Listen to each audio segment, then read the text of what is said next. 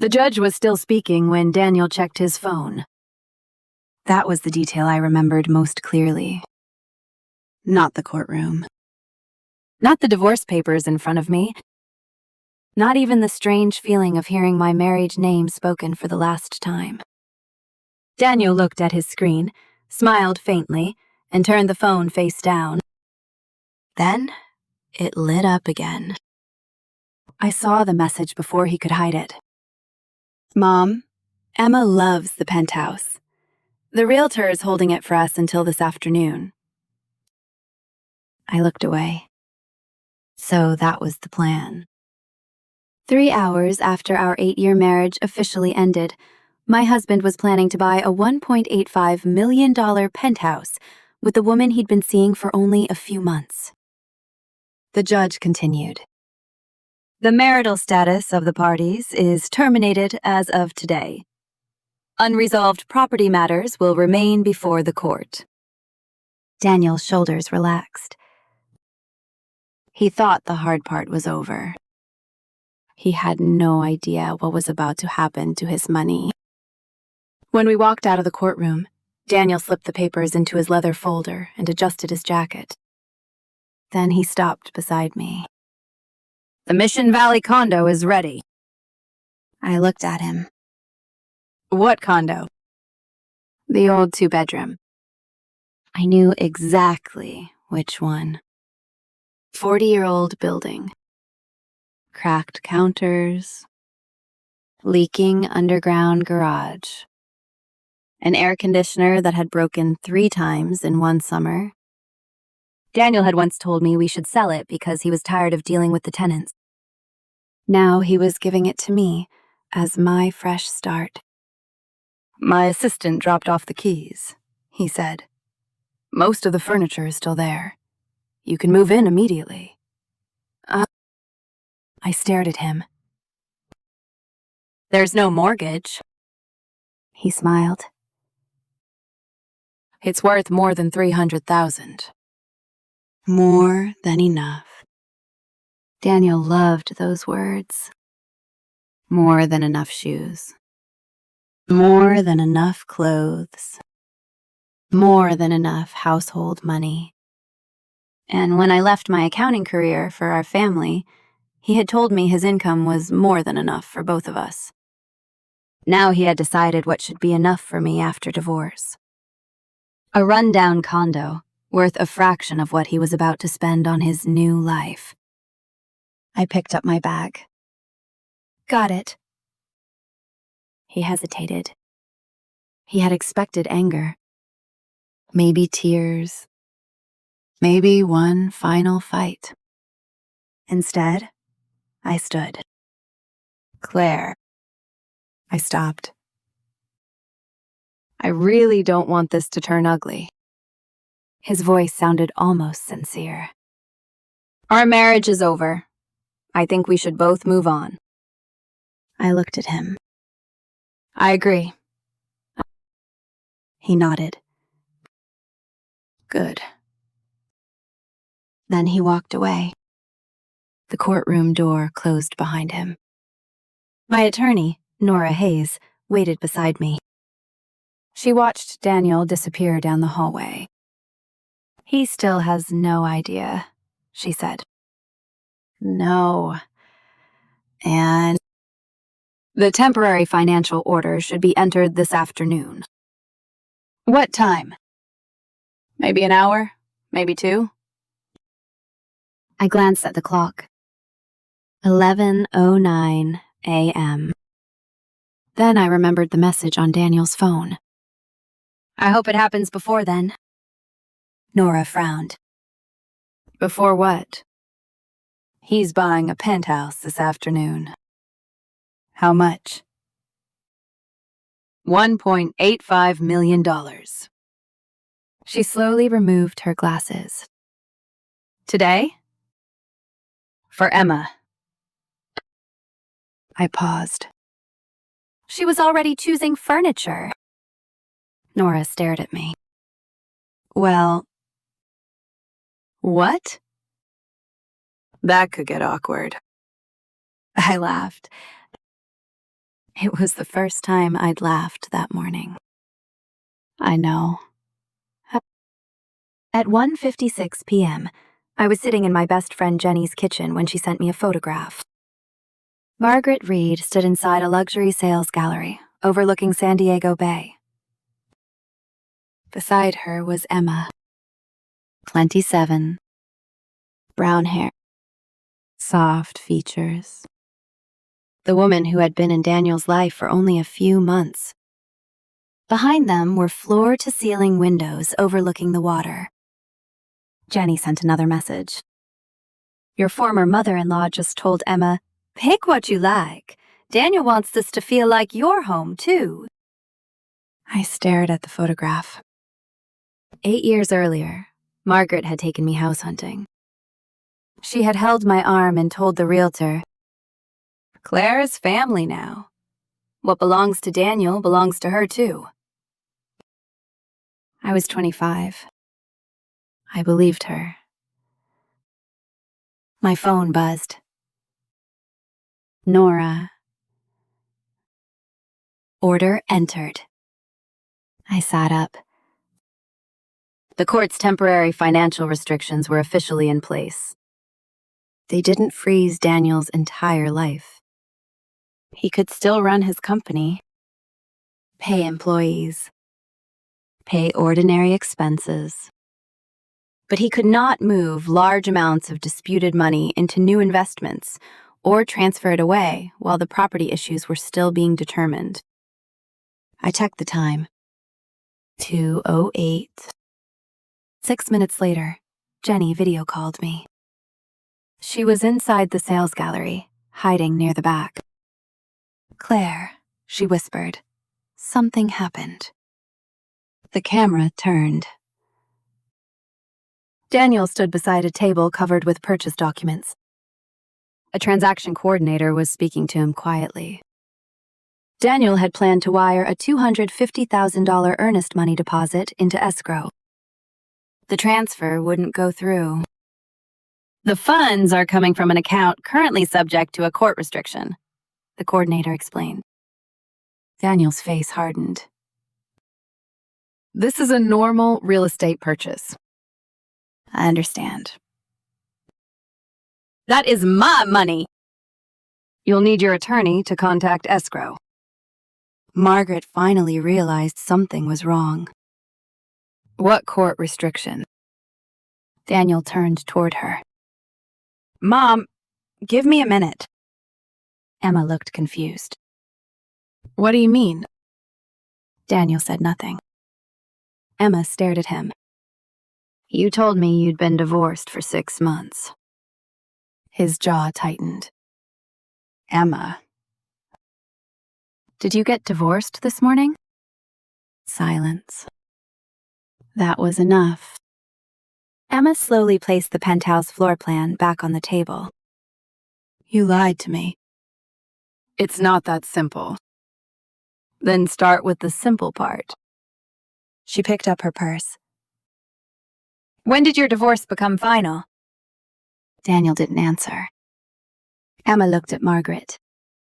Then back at him. I'm leaving. I'll drive you. No. And she stopped at the door. Figure out what's happening with your divorce and your money first. Then she looked at Daniel one last time. When you understand your own life, maybe then you can talk to someone else about a future. She walked out. Jenny pulled the camera back toward herself. I finally understand the phrase public disaster. I didn't answer. Because the failed deposit wasn't the real problem. The real problem was the question behind the court order. Why was money Daniel kept calling his still considered disputed? My phone rang less than 10 minutes later. Daniel. I answered. What did you do? No hello. Claire, why is my investment account restricted? You should call your attorney. This came from you. No, it came from the court. His voice dropped. You know exactly what this is about. I leaned back. Then prove that Reed Property Holdings is yours. It is my company. Your financial disclosure listed 4 jointly owned investment properties. Because the others aren't marital assets. What about the other 16? Silence. They're held through separate companies. Then the records will show that. You don't understand how complicated the structure is. Good. I looked at the papers on the table. Then let the forensic accountant untangle it. He exhaled sharply. I didn't hide anything. I paused. Then this should be easy. He went quiet. Then asked, How much do you want? I don't know. What does that mean? It means I don't know the full value of what we own yet. I remembered the internal asset report I'd seen 2 years earlier. 17 properties. His disclosure had listed 4. You bought 3 more after that, I said. I'd like to know where those went. Some are company-owned. Fine. Some were mine before we married. Then there will be purchase records. Some belong to my mother. Then she'll have proof she funded them. Silence. Finally, he asked, Do we really have to do this? Yes. Eh? I hung up. Only then did I notice my hand was shaking. Jenny poured me a glass of water. I drank half of it. The shaking stopped. 6 months earlier, Daniel had asked for the divorce over dinner. He had even opened a bottle of red wine first. I think we should end this. I looked at him. You've already decided. I've been thinking about it for a long time. I later learned Emma was already in his life. But Emma wasn't what finally broke something inside me. Daniel's attitude was. When I asked what would happen to our property, he had smiled. We'll be fair. Then? I'm not going to leave you with nothing. At the time, that sentence comforted me. That was how far I'd fallen. I thought being promised something was proof of fairness. I didn't know yet that the woman he thought deserved less than enough was the same woman who had helped build the financial system that made his empire possible. And now, for the first time, someone was going to follow the money. Back to where it started. The next morning, Nora introduced me to Marcus Bell, forensic accountant, former IRS investigator. The kind of man who could look at a bank statement and apparently smell a lie. He spread Daniel's financial disclosures across the conference table. Your husband says the marital estate includes 4 investment properties. Yes. And you believe there are more? I know there are. He was like, How? I slid a folder toward him. Because I used to help him manage them. Marcus opened the folder. Inside were old property management spreadsheets, insurance summaries, tax documents, and notes I'd made before Daniel told me I was too controlling with money. He studied the first page. Then the second. His expression changed. You weren't just helping. No. And you were maintaining the system. I was an accountant before I left my career. He nodded. Then you may be the most useful witness in this room. That sentence should have made me feel powerful. Instead, it made me sad. because I remembered why I had stopped working. Daniel had asked me to. He said his company was growing too quickly. He said we needed someone at home to manage the household. Then 1 year became 3. 3 became 8. And every time I mentioned returning to accounting, he said, "Why? You don't need the stress." I believed him. Marcus opened the first spreadsheet. "What's this?" "Property acquisition schedule." "How many properties?" 17. He looked at Daniel's disclosure. 4. He was... Yes. Eh? He circled the number. "Then we have a problem." Over the next several hours, we reconstructed Daniel's portfolio. Some properties were held under Reed Property Holdings. Others were under LLCs I had never heard of. One company appeared to have no obvious connection to Daniel. Another had been registered in Nevada.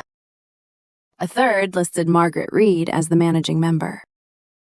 Marcus leaned back. "Your mother-in-law owns this?" "Officially." "Does she have the income to purchase a commercial property?" "No. And then we need the source of funds." He wasn't accusing anyone.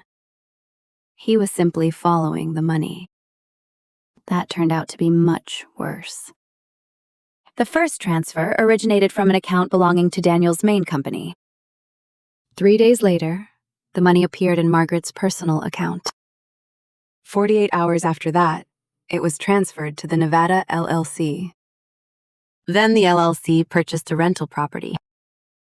I stared at the screen. "What is that?" Marcus tapped the transaction. Circular funding. Daniel had created what looked like a family loan. Company money went to Margaret. Margaret loaned it to the LLC. The LLC purchased the property. On paper, Daniel didn't own it. In reality, the money had never left his financial orbit.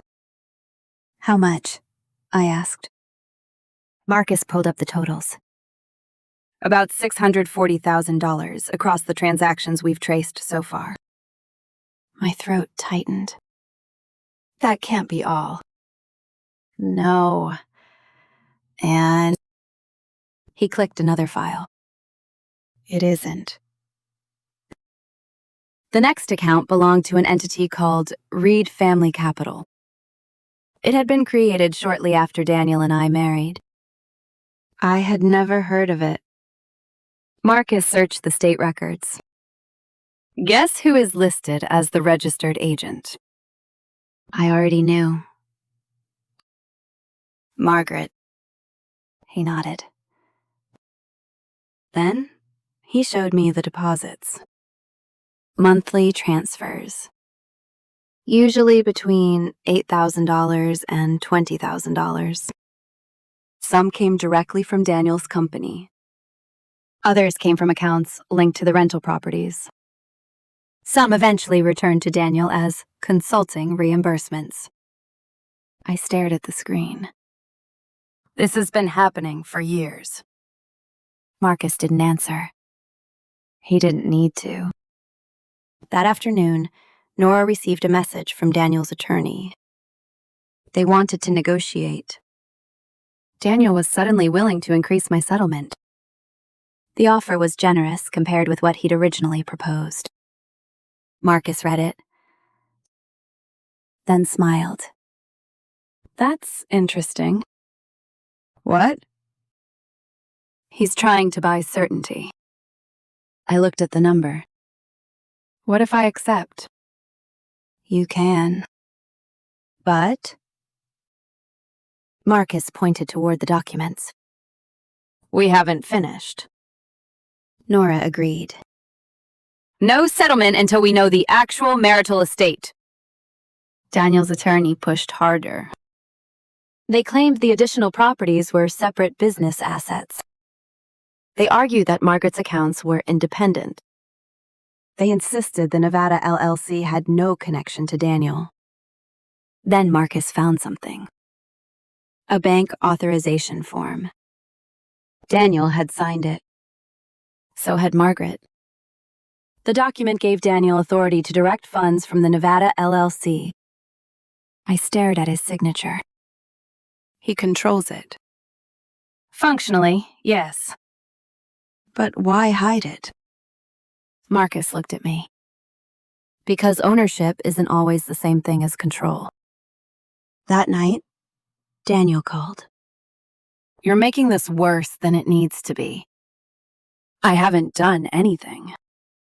You hired a forensic accountant. Yes. Eh? You're trying to destroy my business. No. And I looked at the growing pile of records. I'm trying to understand it. You know exactly what you're doing. Then you should have no problem proving me wrong. Silence. Then he changed tactics. I want to remember the good years. I almost laughed. What does that have to do with property records? I don't want us to become enemies. We're not enemies. Then stop treating me like one. I thought about the penthouse. The message to Emma. The condo. The 16 undisclosed properties. I wouldn't be looking this closely if you'd told the truth. He sighed. Some of those properties are complicated. Then explain them. I will. When? After we settle. No. And his voice hardened. You're going to regret this. Maybe. I hung up.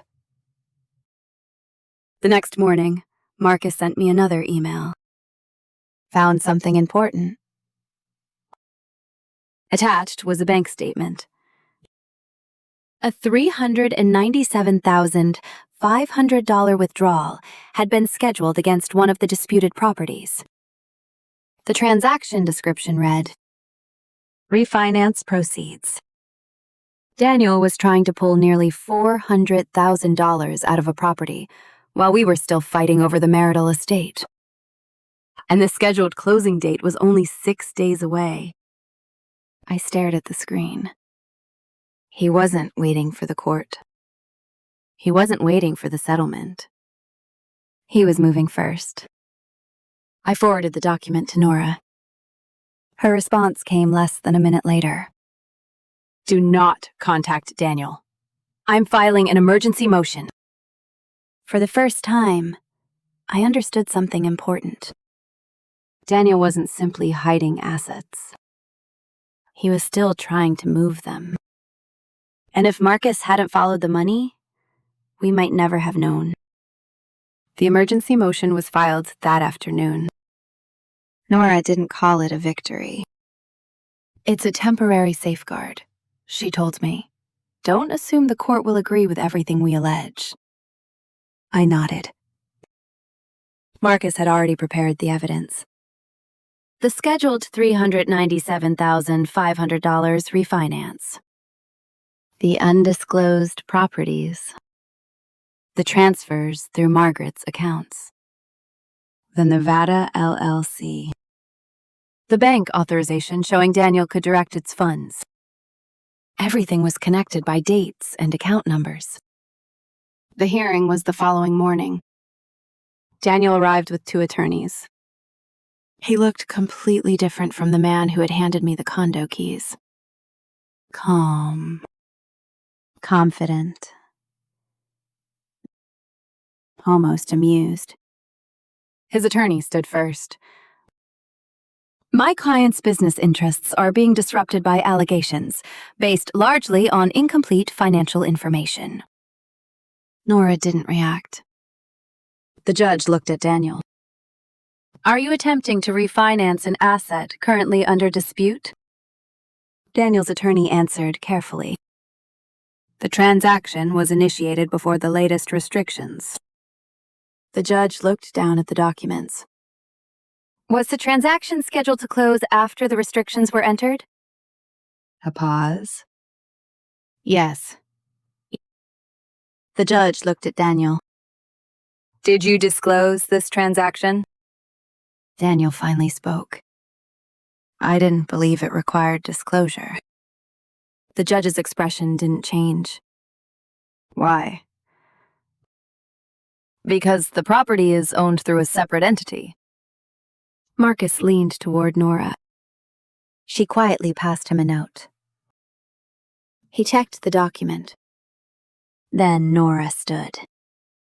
Your Honor, may I clarify the ownership issue? The judge nodded. Nora explained that although the property was held through an LLC, the acquisition funds originated from Daniel's company, passed through Margaret, and were subsequently used to acquire the property. She presented the bank authorization. Then the transaction history. Daniel's attorney objected. The judge overruled him. Continue. Nora did. The issue isn't simply the name on the title. The issue is whether marital funds were diverted through related entities. Daniel shifted in his chair. For the first time, he didn't look amused. The judge ordered the refinance stopped pending further review. The scheduled $397,500 never moved. I felt my shoulders drop. Not because I had won. Because something had finally stopped moving away from me.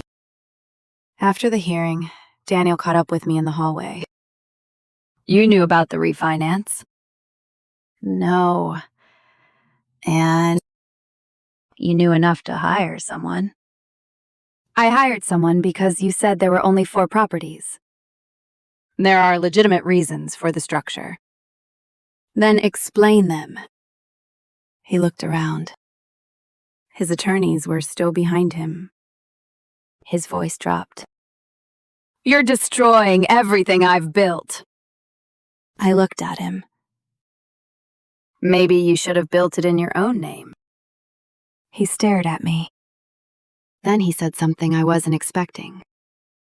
You don't know what I was trying to protect. I paused. Then tell me. He didn't. He walked away. That night, Marcus sent another file. The property Daniel had tried to refinance wasn't the only asset connected to the Nevada LLC. There were 3 more. One was a rental house. One was a commercial unit. The third was an undeveloped parcel of land. Together, their estimated value was nearly $1.2 million. I stared at the numbers. Does he own all of this? Marcus replied, We can establish control over most of it. That's not the same thing. Exactly. He explained that proving beneficial ownership would require tracing the funds, identifying who exercised control, and determining whether the assets were acquired with marital money. It would take time, but the pattern was becoming impossible to ignore. Then he found something even stranger. A recurring transfer from one of the rental properties to a consulting company. The consulting company belonged to Emma. I stared at the screen. Emma? Marcus nodded. Her company. The payments had started 8 months before the divorce became final. I felt sick. So Daniel was paying her. Apparently. How much?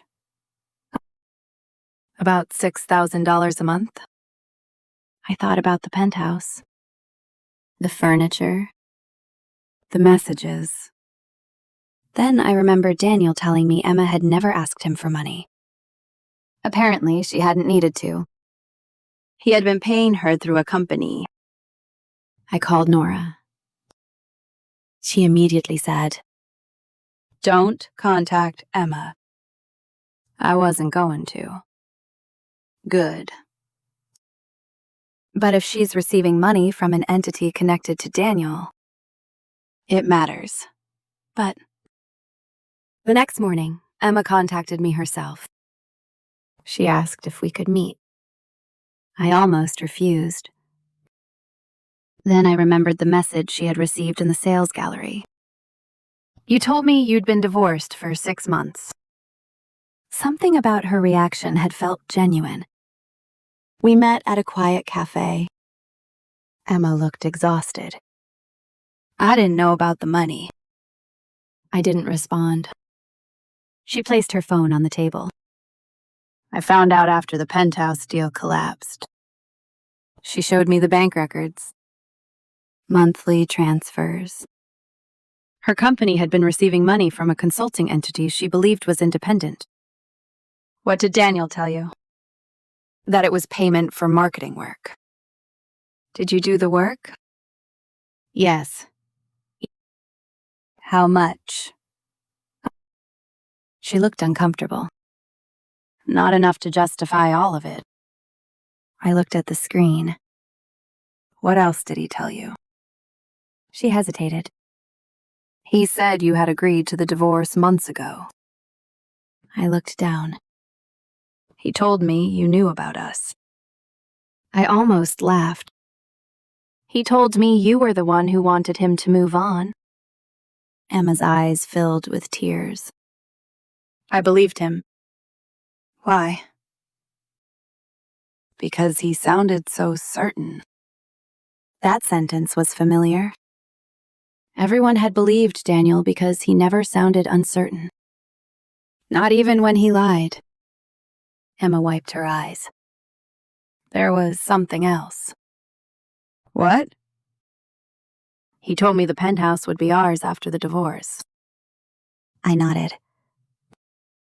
He told me that too. She looked confused. I mean, he told me you were getting the condo and nothing else. I didn't answer. Emma stared at me. He said you were financially secure. I am. But he said you didn't need anything from him. I looked at her. That part may have been true. She didn't understand. I spent 8 years helping build that security. Silence. Emma lowered her eyes. Then she whispered, I think he was using me too. I didn't disagree. Before we left, she gave me one final piece of information. Daniel has another account. I froze. What account? I don't know the bank. Then how do you know? Because I saw a statement in his office. She described the account number partially. Marcus searched the records that evening. He found a match. The account was connected to another LLC. And the balance was just under $900,000. But the most disturbing part wasn't the balance. It was the date the account had been opened. 2 months after Daniel and I married. He had never disclosed it. Marcus stared at the screen. This may be the account we've been looking for. I looked at him. What do you mean? He pointed to the first deposit. A transfer from the same investment account Daniel had claimed belonged entirely to his business. The money had entered the hidden account 3 days after our wedding. And suddenly, the question wasn't how much Daniel had hidden. It was how much of his empire had actually been built during our marriage. The hidden account changed the case. Marcus traced the first deposit. It came only 2 months after Daniel and I married.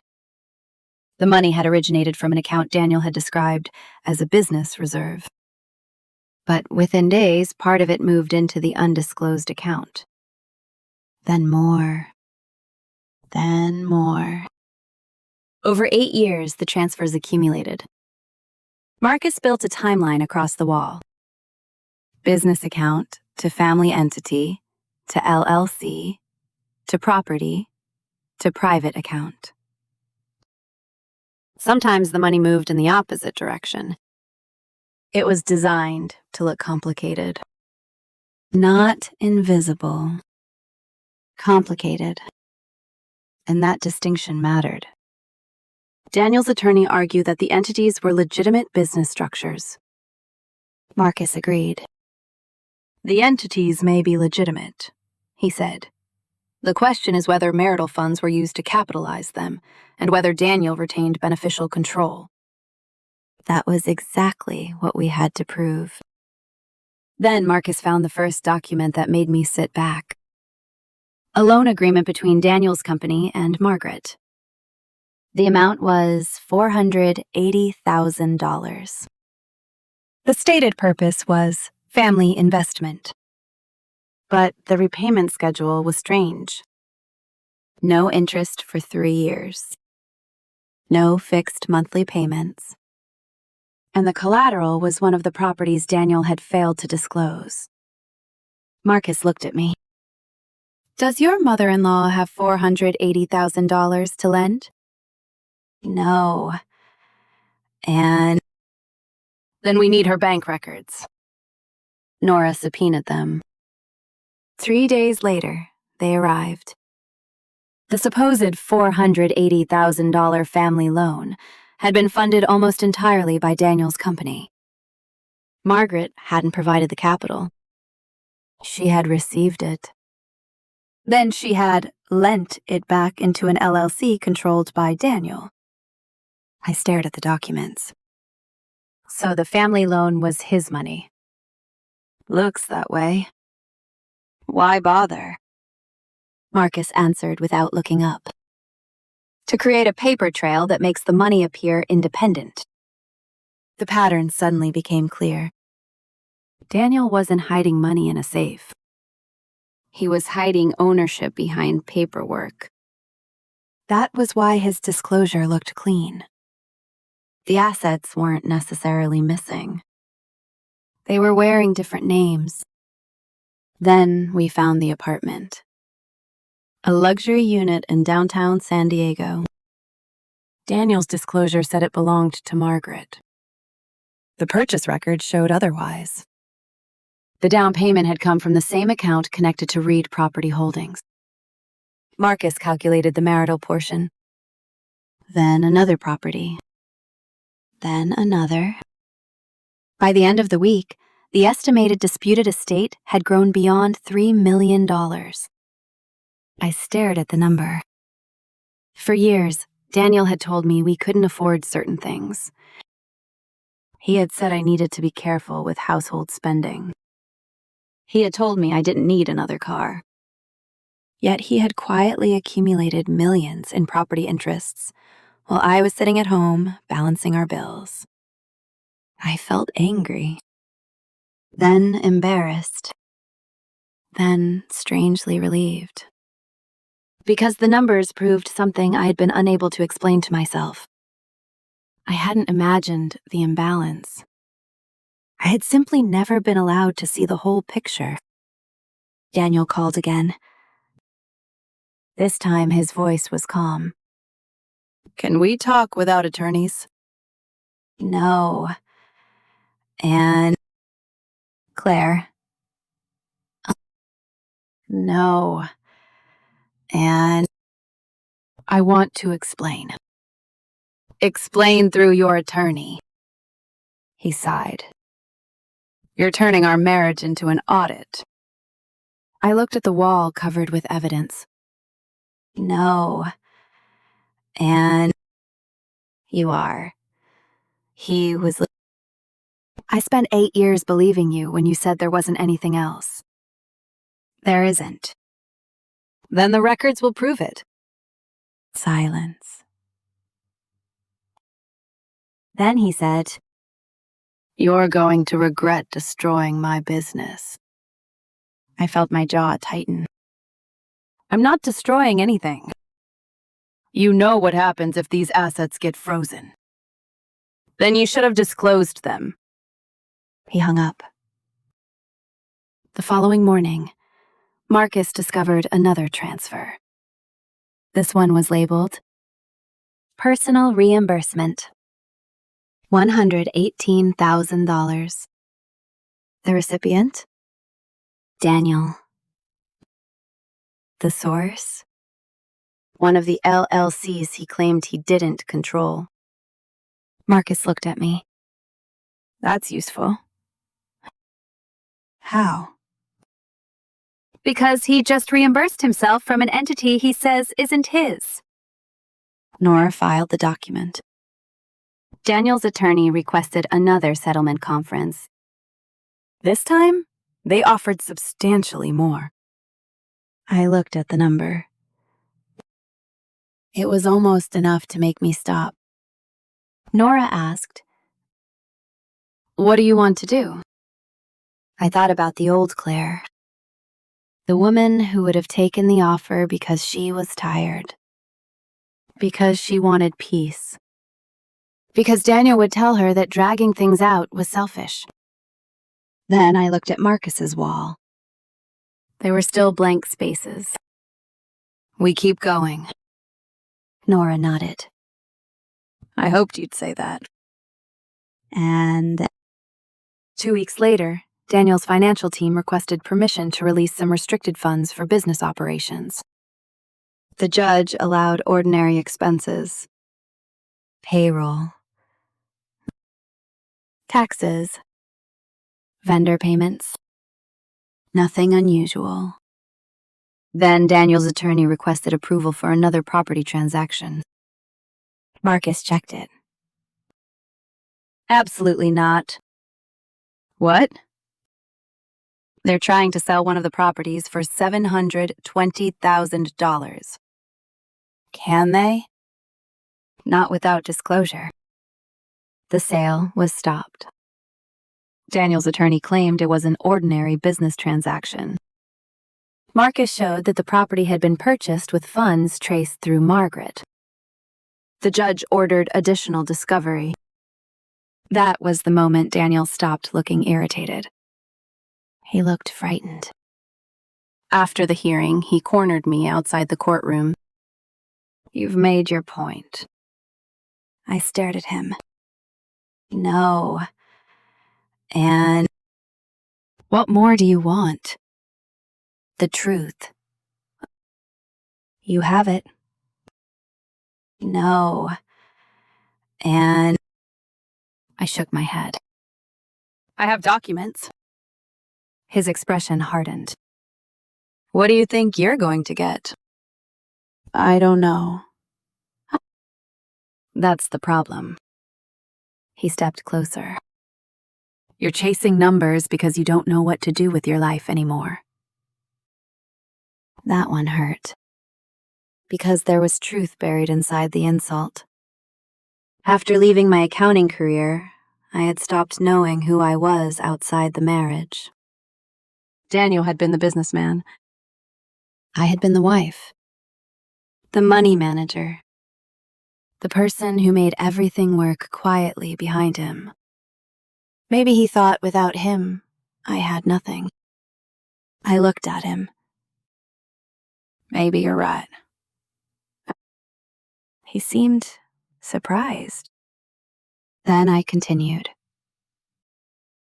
Maybe I don't know what comes next. I paused. But I know I don't want to spend the rest of my life pretending I don't see what I see. He had nothing to say. I walked away. That night, Marcus sent me the updated valuation. The disputed marital estate was now estimated at more than $3 million. And there was still one unexplained account. An investment account in Daniel's name.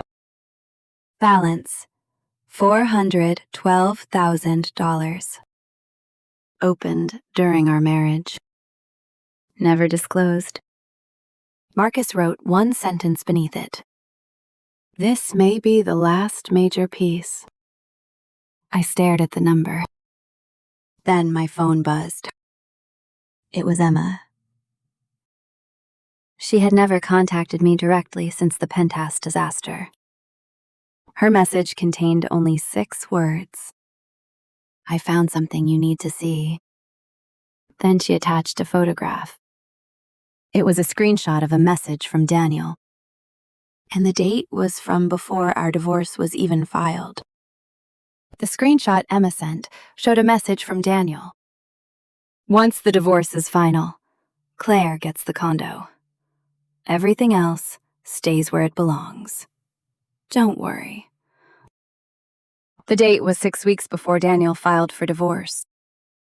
I stared at it. Then I noticed the second message. The account is protected. She doesn't know about it. My stomach dropped. I forwarded everything to Nora. She called immediately. Don't respond to Emma yet. I wasn't going to. Good. We need the original message thread if she still has it. I called Emma. She answered on the first ring. I didn't know what it meant when I saw it. Where did you find it? Daniel's old laptop. Does he know you have it? No. And keep it. She was silent. Then she said, I think he lied to me from the beginning. What makes you say that? He told me the divorce was almost finished before we met. I closed my eyes. And the penthouse? He said it was something he'd already bought for his future. It wasn't. I know. She sounded embarrassed. Then she added, He also told me the condo was your choice. I almost laughed. Apparently, I made a lot of choices without knowing. Emma didn't laugh. Claire, I don't think you understand how much he planned. That sentence stayed with me, because I was beginning to understand. Daniel hadn't improvised. He had built a story. A condo for Claire. A penthouse for Emma. Properties held by companies. Money routed through Margaret. A hidden investment account. And a divorce designed to make everything look settled before anyone had time to ask questions. The next morning, Marcus traced the $412,000 account. The first deposit came from Daniel's business account. The second came from an investment property. Then another transfer from Reed Family Capital. Marcus looked at me. This is marital. How sure are you? Very. He opened another file. There's something else. The account had made 2 outgoing transfers. One for $90,000. Another for $140,000. Both went to a private investment company. The beneficiary? Daniel's name. But the investment account itself was registered through another LLC. Marcus smiled without humor. Same structure. How much is left? About $182,000. I stared at the number. Where did the other money go? Marcus pulled up the receiving account. It belonged to a company called Parker Advisory Group. Daniel had never disclosed it. The company had no employees, no website, no obvious business activity. But it had received hundreds of thousands of dollars over several years. Then Marcus found the invoices. Consulting, strategy, management. Every month, payments went out. Money came back. It was a machine designed to create paperwork. I felt a strange calm. The more I learned, the less mysterious Daniel became. He wasn't brilliant. He was methodical. He believed complexity could hide dishonesty. And for years, it had. Until someone followed every dollar.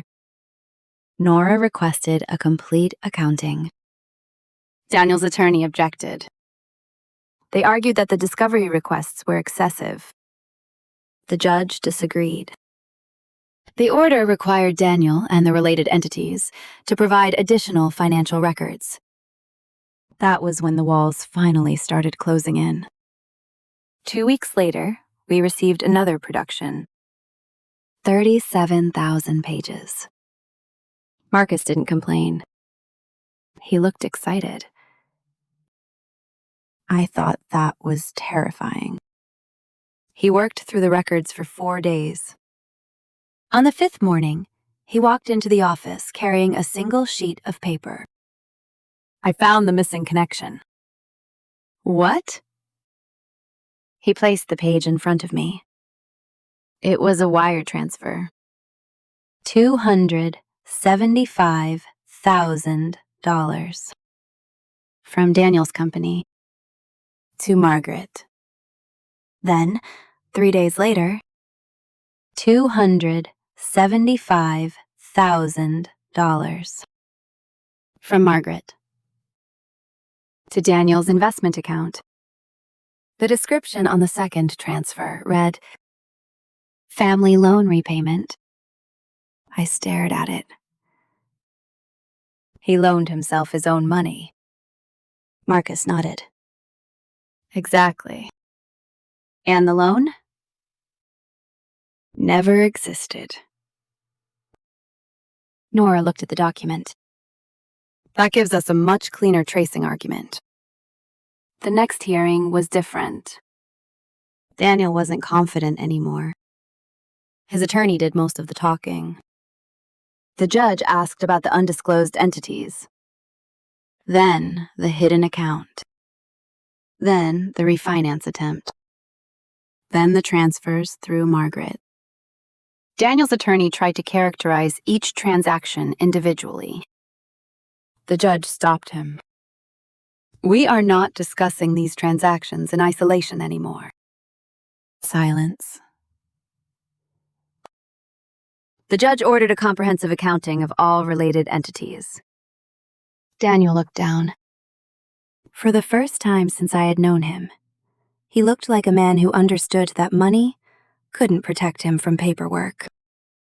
After the hearing, he approached me. I should have told you. I stopped. That would have been a good place to start. I was afraid you'd take everything. I stared at him. You mean I would discover everything? He looked away. I thought I could protect what I built. He built it during our marriage.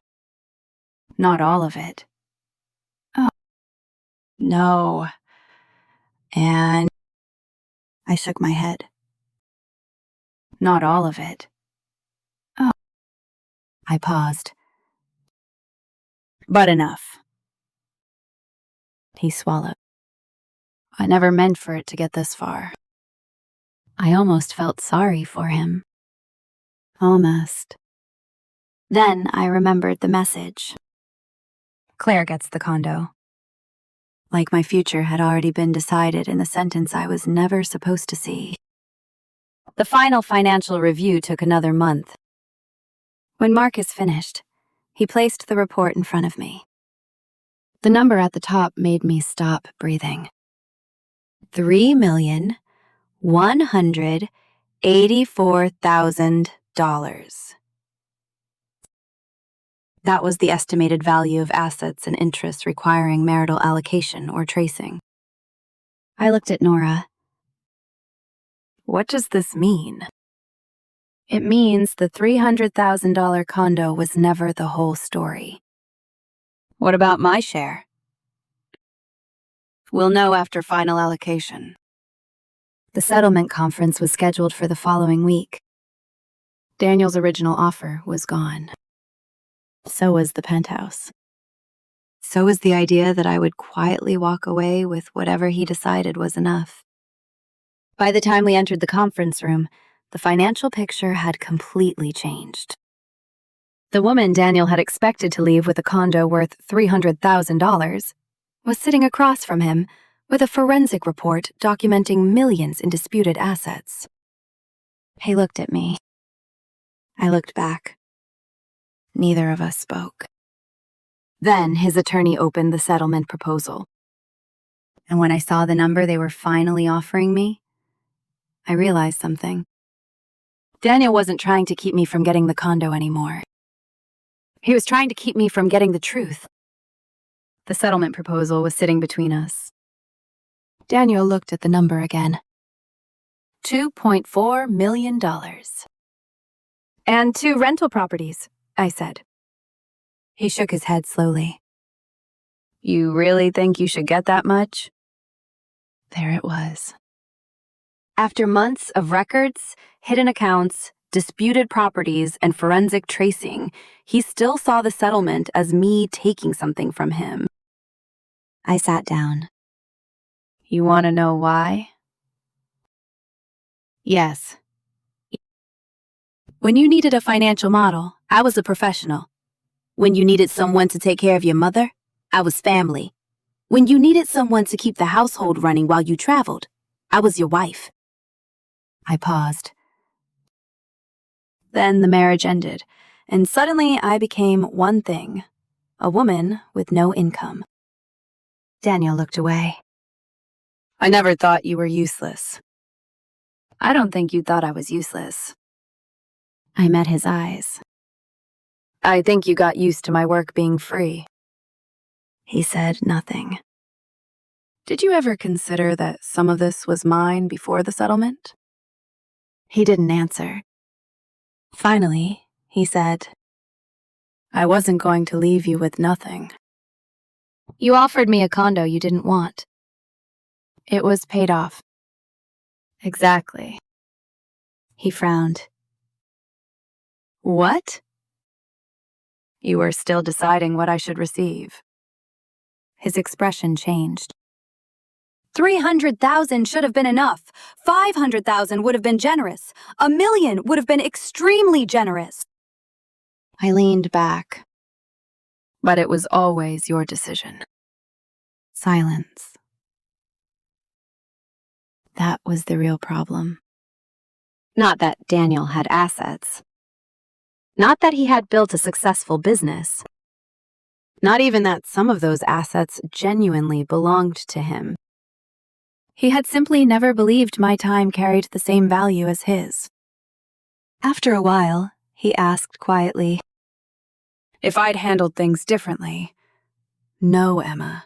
No missing disclosures. No questionable transfers. Would we still be married? I answered before he finished. If you had believed from the beginning that my time mattered as much as yours. I paused. We might never have gotten divorced. Neither of us spoke again. There was no dramatic apology, no final embrace, no screaming. An hour later, we signed. The divorce was officially resolved. The financial investigation didn't end there. Daniel's attorney later asked whether I would sign a statement claiming some old rental reporting systems had been created while I was still involved in his accounting. The implication was obvious. If those systems were partly mine, perhaps later reporting mistakes could somehow be connected to me. I read the statement. Then asked Nora, is this accurate?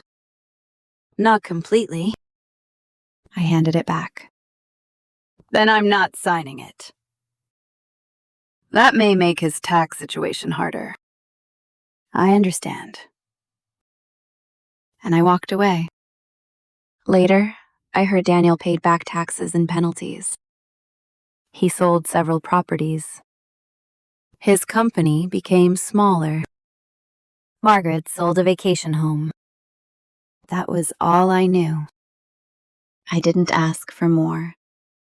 One afternoon, Jenny looked at me over coffee. You're seriously not curious how he's doing? I thought about it. Not really. She stared at me. That may be the healthiest thing you've ever said. I laughed. Maybe it was. I no longer needed Daniel to be miserable in order to believe leaving him had been right. I also didn't buy the $1.85 million penthouse. Jenny was personally offended. Why not? Because I don't like it. You stared at those photos for 10 minutes. I was staring at them. That's even more reason to buy it. Move in. Make Margaret drive past it every week. I laughed. If I spend almost $2 million just to make my ex-husband uncomfortable, I'm still building my life around him. Jenny opened her mouth, then closed it. Okay, I hate that you're right. Instead, I bought a townhouse for less than half the price. It wasn't huge. It wasn't impressive. But it had a south-facing backyard.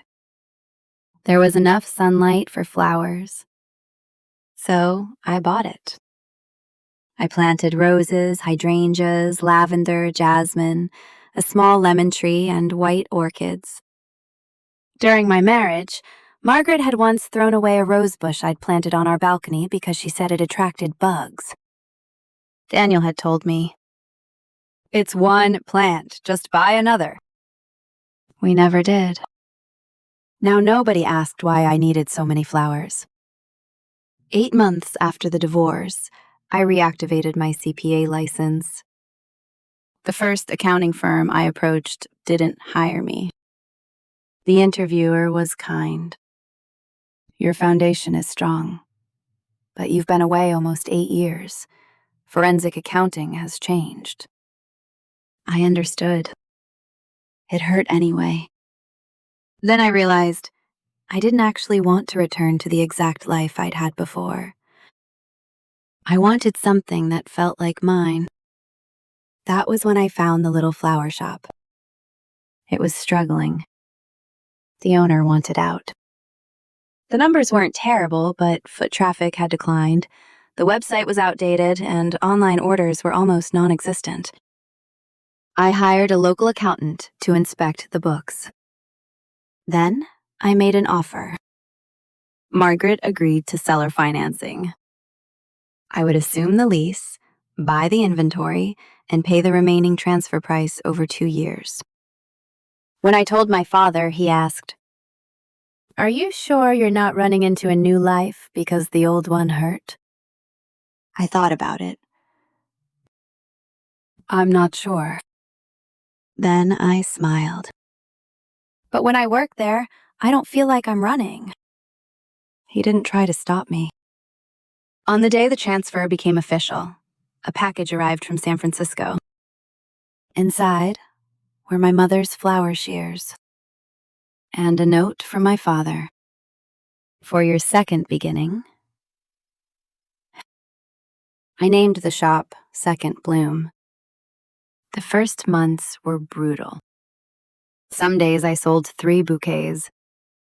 I balanced invoices at night and processed flowers before sunrise. Then a little girl walked in one rainy afternoon, carrying 5 crumpled dollar bills. "I need flowers for my grandma." I made her the prettiest bouquet those $5 could buy. When she left, I realized I was smiling. Not because I was finally over Daniel, because I was building something that belonged only to me.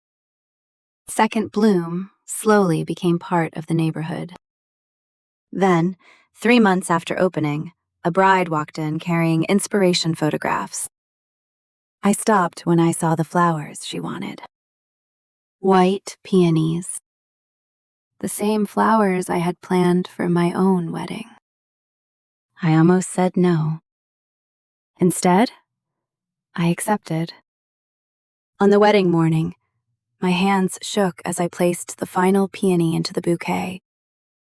The bride looked at it and smiled. This is exactly what I wanted. I watched her walk toward her groom.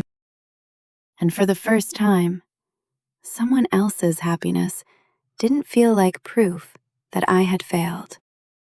My wedding hadn't happened. My life hadn't ended there. 6 months later, I saw a photograph of Daniel and Chloe. They had married. I closed the page. I had my own life now. And eventually, even the woman who had helped destroy my marriage came to understand what Daniel had really lost. But by then, it didn't matter. Because I wasn't waiting for either of them to understand anymore. I had finally understood myself.